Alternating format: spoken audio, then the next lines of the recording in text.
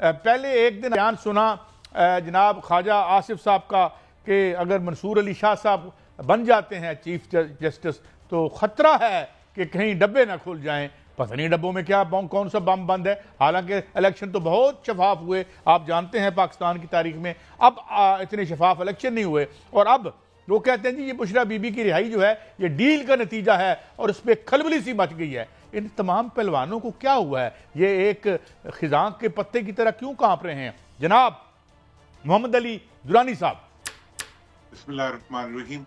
قائد صاحب وہی والی بار بار ایک ہی بات آتی ہے, شاخ کے نازک کے آشیانے ہیں یہ, ٹھیک ہے نا جی, ان کے اپنے پاؤں تلے زمین نہیں ہے. ہماری سرائکی کا ایک محاورہ ہے کہ چپے تلے ریت ہے, کہ مطلب تھوڑے فارم 47 کے نیچے 45 پڑا ہوا ہے جس سے انہیں خوف آتا ہے. تو بشرا بی بی کی رہائی کو آپ یا ڈیل کہہ لیں یا اس کو انصاف کہہ لیں یا اس کو دباؤ کہہ لیں, رہا تو ہو گئی ہیں. اور باقی بھی کیا کسی کو تا حیات جیل میں رکھا جا سکتا ہے بغیر کسی مقدمے کے؟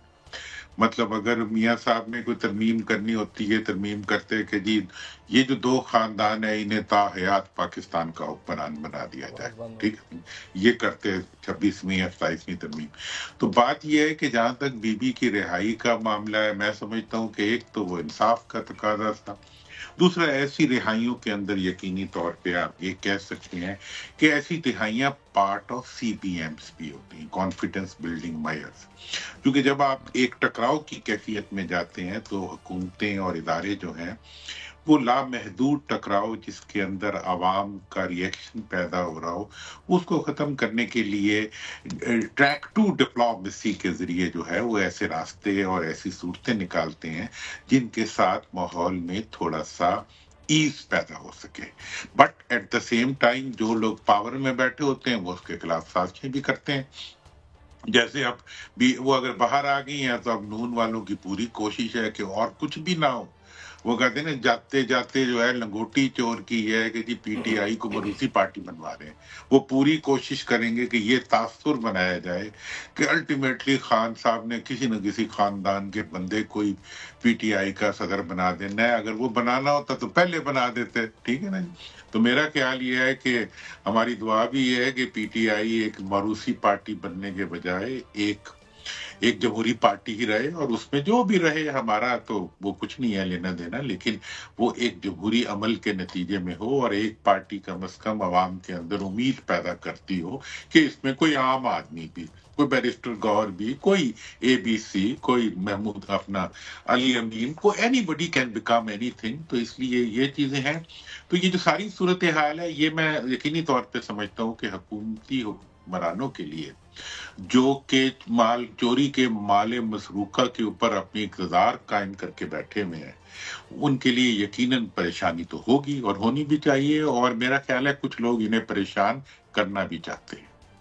اچھا دیکھیے یار میاں صاحب ہم سے رابطے میں ہیں یا نہیں, یہ فرمائیے محمد علی درانی صاحب کہ کچھ ڈیسنسی آپ کے زمانے بھی ہم نے دیکھا, ہم نے ایک مارشل لا دیکھا, آج کل تو وہ بھی ہمیں ایک مثالی زمانہ نظر آتا ہے جب ہم ماشاءاللہ آج اس جمہوری کساد بازاری کے زمانے میں ایک نئی اصطلاح بھی آ گئی ہے. آپ کی خدمت میں عرض کروں, پہلے اکنامک ریسیشن ہوتا تھا اور اب کہتے ہیں جی ڈیموکریٹک ریسیشن آ گیا ہے.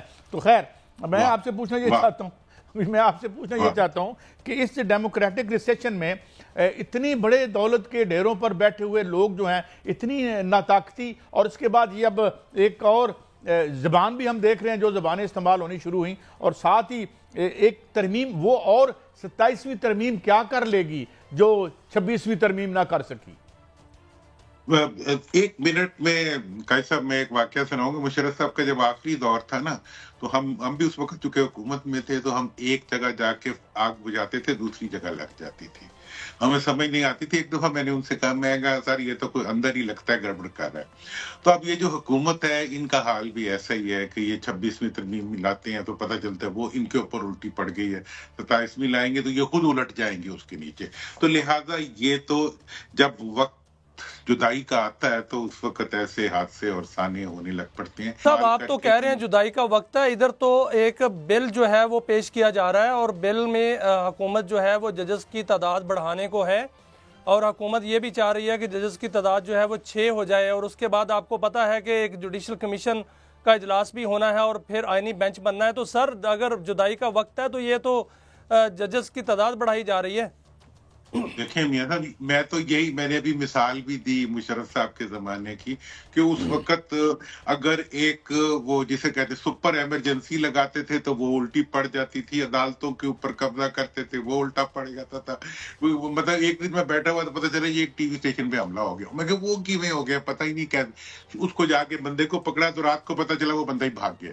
تو مطلب یہ ہے کہ جب بوکھلاہٹ ہوتی ہے، جب چیزیں ٹھیک، اب 26ویں ترمیم جو ہے وہ خود ایک ایسی ترمیم ہے جو اپنی ضد ہے. مطلب یہ ایسی ترمیم ہے جس میں 2 پہیے آگے جا رہے ہیں 2 پیچھے جا رہے ہیں. کیسے چلے گا نظام؟ مطلب یہ ترمیم کرنے والوں کو، اس کو ڈرافٹ کرنے والوں کو، اس کو انویزیج کرنے والوں کو تو بالکل انہیں لا میں پی ایچ ڈی کی ڈگری دے دینی چاہیے، جنہوں نے ایسی ترمیم بنائی ہے جس کے دونوں سرے آپس میں ٹکراؤ کا شکار ہے اور نظام چل ہی نہیں سکتا. اب یا تو عدالتیں اس پوری ترمیم کو واپس کر دیں گی، یا ایک نئی ترمیم پارلیمنٹ کو بھیج دیں گی، یا پورا سیاسی نظام ہی ان کے سر کے اوپر آ کے گرے گا. تو اب ایسے اقدامات کو چاہے 28ویں لے آئیں یا 228ویں لے آئیں، رزلٹ تو یہی نکلے گا. کیونکہ اچھا حضور ایک اور بات، تو درانی صاحب آپ کو نظر آ رہا ہے کہ 27ویں آئینی ترمیم سے پہلے ہی 26ویں آئینی ترمیم واپس ہو جائے گی؟ دیکھیں جی ہوگا کیا وہ تو وقت بتائے گا، لیکن مجھے اتنا پتا ہے کہ 26ویں بھی نہیں چل رہی تو 27ویں بھی نہیں چلے گی. ٹھیک ہے نا جی. مطلب یہ ہے کہ جس چیز نے چلنا ہی نہیں ہے، جن کے پاس چلنے کے لیے لیجٹمیسی نہیں ہے، جس پارلیمنٹ کے پاس ترمیم کرنے کا اختیار ہی نہیں ہے، جن لوگوں کے پاس اقتدار میں رہنے کا جواز ہی نہیں ہے، جو عوام کے نمائندے ہی نہیں ہیں، ان کو آپ کس طریقے سے عوام کے سروں پہ مسلط رکھیں گے جبکہ وہ خود بندوق بھی نہیں ہے. مطلب وہ پیتے تھے میں ادھار کی کہتے تھے ایک دن. مطلب یہ ہے کہ یہ ادھار پہ چلنے والی حکومت جو ہے یہ اپنے ادھار کے نیچے جو ہے پوری قوم کو رگڑنا چاہتی ہے. یہ کیسے ہوگا قائد صاحب؟ جاوید لطیف صاحب کا کہنا ہے، یہ میں ابھی دیکھ رہا ہوں کسی پروگرام میں انہوں نے کہا ہے، میری ریسرچ ٹیم نے مجھے یہ بتایا ہے کہ نواز شریف قاضی عیسیٰ کے ہوتے ہوئے تشریف لائے اور ان کے جانے کے بعد چلے گئے. عمران خان کی بیرونی دباؤ پر سہولت کاری شروع ہو چکی ہے. اب جو تاریخ تو جج کرے گی، کہ میرے خیال میں تاریخ میں قاضی فاضل عیسیٰ صاحب جیسے جج تو آئے نہیں شفاف ماشاءاللہ، تو ان کے ساتھ ہی یہ واپس چلے گئے. اس کو ہم کیسے انٹرپریٹ کریں؟ اور بیرونی کیا دباؤ آ رہا ہے ہمارے اوپر جو جس کی وجہ سے کیا لندن میں پھر کوئی میٹنگ ہونے والی ہے جہاں یہ فیصلہ ہونا ہے کہ باجوہ صاحب یا کوئی اور ساتھ بیٹھے ہوئے ہیں؟ ایسی بات مجھے تو نہیں لگتی. آپ کو کیا لگتا ہے؟ دیکھیں جو کچھ بیرونی دباؤ کا معاملہ ہے، اصل بات یہ ہے کہ جب کسی گھر میں سے تعفن اٹھنا شروع ہو جائے تو ہمسائے جو ہیں وہ اس گھر کی صفائی کا مطالبہ کرتے ہیں. اس وقت پوری دنیا کے اندر پاکستان کے اندر جمہوریت کا جو تعفن ہے وہ اٹھ رہا ہے. عدالتی نظام کو ڈسٹارٹ کرنے کی وجہ سے جو تعفن اٹھ رہا ہے، جو بدبو اٹھ رہی ہے، اور پورے ملک کے اندر جو ڈسٹارشنز اور پولیٹیکل ڈسٹارشنز ہو رہی ہیں ان کی وجہ سے ایک پاکستان، اصل میں پاکستان کے اندر تو طاقت ہے لیکن پاکستان برطانیہ میں، پاکستانی امریکہ میں، پاکستان کینیڈا میں وہ خود ایک بہت بڑی پاورفل لابی بن چکے ہیں جو ہمیشہ پاکستان کے لیے استعمال ہوتے تھے. اس وقت وہ ساری لابی جو ہے وہ پاکستان کے لیے تو موجود ہے لیکن وہ موجودہ حکمرانوں کو ویسے ہی ایکسیپٹ نہیں کر رہی جیسے پاکستان کے لوگ ایکسیپٹ نہیں کر رہے. اس کی وجہ سے وہاں کی کوئی بھی حکومت ہوگی اس کو مجبوراً جو ہے اپنی الیکٹیبلٹی کے لیے بھی اور جمہوری منہ قائم رکھنے کے لیے بھی ان کی باتوں کو سننا پڑتا ہے. اور یہاں جو بیٹھے ہوئے آپ کی بات کو سیکنڈ کرتے ہوئے کل ڈان کا ادارتی نوٹ تھا، مجھے مس ہو گیا، میں آج آپ کی خدمت میں پیش کرتا ہوں. ایک ورلڈ جسٹس پروجیکٹ 2024 ہے جس کا رول آف لا کا جو انڈیکس ہے اس میں 142 ملکوں کا جو ہے سروے ہوا، تجزیہ ہوا. ہم خیر سے 140ویں نمبر پر ہیں رول آف لا میں، اور ہمارے بعد جو خراب ملک ہیں ان میں ایک مالی ہے اور ایک نائجیریا ہے، یعنی افریقہ کے آپ جانتے ہیں ان کو. تو یہ جو انڈیکس آ رہے ہیں، یہ جو سب کچھ آ رہا ہے، تو کیا یہ سمجھتے ہیں یہ سوچی سمجھی سازش ہے اور یہی بیرونی دباؤ ہے درانی صاحب؟ میں تو قائد صاحب یہ آپ نے بڑا اچھا، میں بھی خود اسی خبر کو کل دیکھ رہا تھا، اس سے پہلے بھی انٹرنیشنل جو جورسٹ ڈفرینٹ گروپس ہیں ان کی طرف سے بھی خبریں آ چکی ہیں. اس وقت پوری دنیا کے اندر پاکستان میں ہونے والی ایکسٹرا کانسٹیٹیوشنل اور ایکسٹرا مطلب جوڈیشل جو ڈسٹارشنز ہو رہی ہیں گھروں پہ لوگوں کے فیملیز کے ساتھ، اور اس کے اوپر جو دنیا بھر میں ایک شور، مطلب آپ دیکھیں نا کہ سیاسی قیدیوں کو جیل میں رکھنا اور اس طریقے سے رکھنا جس طریقے سے یہ رکھ رہے ہیں، خواتین کو رکھنا اور اس طریقے سے رکھنا، لوگوں کو جلسہ کرنے کی اجازت نہ دینا، بات کرنے کی اجازت نہ دینا، ایسی سفوکیشن کے ساتھ آپ کیسے چل سکتے ہیں؟ نہیں چل سکتے. پھر آپ جمہوری بھی ہیں اور آپ جمہوری ہیں بھی. اب ایسی صورتوں میں تو پھر آپ کے پاس اب خطاب کرنا درانی ہوگا صاحب تو ایک آپ معاملے میں گائیڈ تو کریں کہ لطیف کھوسہ صاحب کہہ رہے ہیں کہ نومبر میں حالات بدل جائیں گے، اسٹیبلشمنٹ نیوٹرل ہو جائے گی، بانی پی ٹی آئی باہر آ جائیں گے، اور اس طرف آپ دیکھیں کہ جو امریکہ کی جانب سے بھی دباؤ ڈال رہا ہے، وہاں سے جو بائیڈن کے پاس خط پہنچ گیا ہے. آپ کیا دیکھ رہے ہیں کہ واقعتاً نومبر میں حالات بدلنے جا رہے ہیں؟ میں تو سب سے پہلے قائد صاحب اور آپ کے پروگرام میں ہی آ کے ہر بات کرتا ہوں، زیادہ تو میں کہیں جاتا نہیں ہوں، آپ کو پتہ ہے اس چیز کا.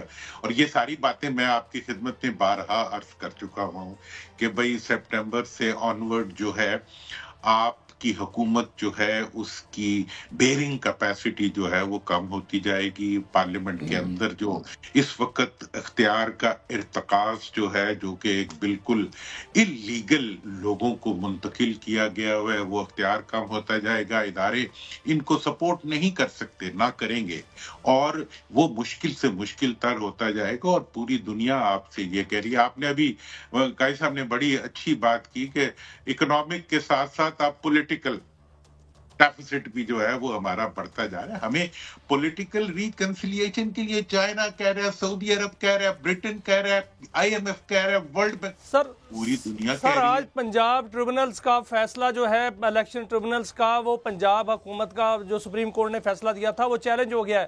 تو فارم 45 47 کی حکومت قائم رہے گی سر؟ اگر وہ چیلنج ہو جاتا ہے اور اس کا فیصلہ آ جاتا ہے، وہ نظر ثانی اڑ جاتی ہے. تو سر دیکھیں، میں پاکستان کی سب سے بڑی عدالت کون سی ہے؟ سپریم کورٹ ہے نا. اس سے بڑی بھی ایک عدالت ہے، وہ عوام کی عدالت ہے. اور اس سے بڑی عدالت تو خیر اللہ کی ہوتی ہے، وہ تو سب کو پتہ ہی ہے. لیکن یہ ہے کہ جب کوئی کیس عوام کی عدالت سے ریجیکٹ ہو جائے، کوئی سپریم کورٹ، کوئی ہائی کورٹ، کوئی الیکشن کمیشن، کوئی طاقت، کوئی بندوق، کوئی گولی، کوئی ڈنڈا جو ہے وہ اس کو چیلنج نہیں کیا کرتا پوری دنیا میں. اس لیے یہ جس طاقت سے پھڈا لے رہے ہیں وہ طاقت بہت بڑی ہے، یہ نہیں لڑ سکتے ان سے. انہوں نے گھروں میں رہنا ہے کہ نہیں رہنا، انہوں نے دنیا میں پھرنا ہے کہ نہیں پھرنا. یہ اتنے ناقبت اندیش ہیں کہ یہ اپنے ناک سے آگے دیکھ ہی نہیں سکتے، اپنے خوشامدیوں کے آگے کسی کی آواز نہیں سن سکتے. عوام کی چیخ بھی انہیں سنائی نہیں دیتی اور عوام کی بددعا بھی انہیں سنائی نہیں دیتی. ایسی صورتحال میں میں ان کے لیے دعائی کر سکتے ہیں آپ اور ہم مل کے.